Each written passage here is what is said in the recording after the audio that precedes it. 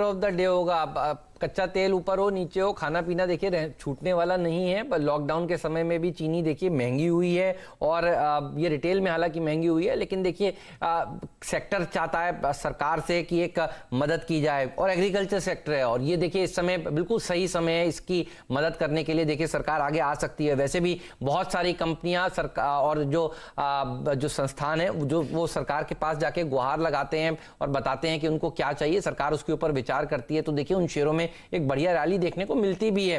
तो ये वो कंपनियां हैं जो सॉफ्ट लोन, इनकी मियाद पूरी हो रही है, लक्ष्मण बता रहे थे, तो देखिए वो मियाद बढ़ाने की बात उन्होंने कही है, और ये अगर बढ़ता है तो इनके पास 7,500 करोड़ रुपए के आसपास आ जाएंगे। विस्तार से लक्ष्मण को जोड़ेंगे आगे और वो अपनी खबर आपको डिटेल में देंगे। लेकिन देखिए ये सेक्टर को एक राहत मिल सकती है, इस होप में ये सेक्टर आज भागता हुआ नजर आएगा। इतना ही नहीं, शुगर की देखिए ऐसे लॉकडाउन के समय में भी कंपनियां कामकाज कर रही हैं, सैनिटाइजर्स बनाने का कामकाज कर रही हैं।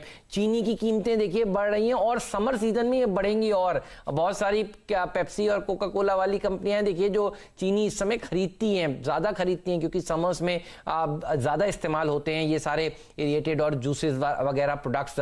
तो देखिए चीनी ये वो सेक्टर है जो पिछले कुछ दिनों से बहुत शानदार प्रदर्शन दिखा चुका है, अब कंसोलिडेट हो चुका है। दुर्भाग्यपूर्ण बात है कि बहुत सारे स्टॉक्स 5-5% के सर्किट फिल्टर में लगे हुए हैं। तो जो स्टॉक्स सर्किट फिल्टर जिनका 20% है उनके ऊपर फोकस होगा। इसीलिए आज स्टॉक 2020 में मैंने कई शेयर वहां से चुने। नीरज की टीम में भी मुझे याद है EID पैरी जैसा स्टॉक था, मैंने आज चुना केसीपी शुगर, उगर शुगर को।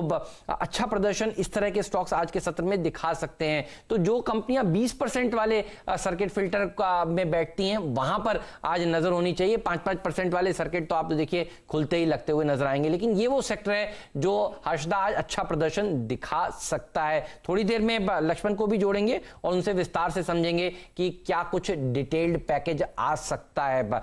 लेकिन ये वो सेक्टर है जिस पर मेरी नजर है। हाँ जी हाँ, तो कई सारी अपॉर्चुनिटीज यहाँ पर देखने को मिलेंगी, और ये एक सेक्टर है जिसने बिल्कुल निराश नहीं किया है हेमंत। लगातार हमने देखा है पिछले साल भी अच्छी खासी तेजी चीनी कंपनियों ने बनाकर दी, और चाहे वो एथनॉल ब्लेंडिंग वाली स्टोरी हो, और अब देखिए एक नया ट्विस्ट आ चुका है, वो है सैनिटाइजर्स बनाने वाली स्टोरी। क्योंकि जो अल्कोहल चीनी कंपनियों के बाय प्रोडक्ट मोलासिस से बनता है, उसकी भी डिमांड लगातार बढ़ती हुई दिखाई दे रही है। तो एक बहुत ही इंटरेस्टिंग थीम इनफैक्ट आपने सेट की है। मेरे ख्याल में लक्ष्मण को जोड़ ही लेते हैं, वो तैयार है एक अपडेट देने के लिए कि किस तरह का पैकेज यहां पर आ सकता है, कितनी बड़ी राहत, और फाइनेंशियल टर्म्स में फिर ये किस तरह से ट्रांसलेट करता हुआ दिखाई देगा इन तमाम चीनी कंपनियों के लिए। लक्ष्मण, इनफैक्ट आप ही ने ये खबर ब्रेक की थी, बताइए डिटेल्स क्या है। देखिए, दरअसल जैसा कि हमने देखा कि पिछले दिनों सरकार का मुख्य फोकस ये रहा है कि कोरोना वायरस के इस दौर में और लॉकडाउन के इस दौर में सरकार किसानों को ज्यादा से ज्यादा मदद करना चाहती है, ग्रामीण क्षेत्रों पर ज्यादा फोकस करना चाहती है। तो शुगर सेक्टर को जो सरकार राहत देना चाहती है वो इसी की तरफ एक बड़ा कदम होने वाला है। दरअसल सरकार चाहती है कि शुगर इंडस्ट्रीज को बड़ी मात्रा में नकदी मुहैया कराया जाए ताकि उनका संचालन सही तरीके से हो सके। अब नकदी कैसे मुहैया कराया जाएगा, इसके अलग अलग तरीकों पर सरकार विचार कर रही है, और जो सूत्र बता रहे हैं उसके मुताबिक जो शुगर एसोसिएशन है ISMA, उसकी तरफ से कुछ सिफारिशें भी गई हैं।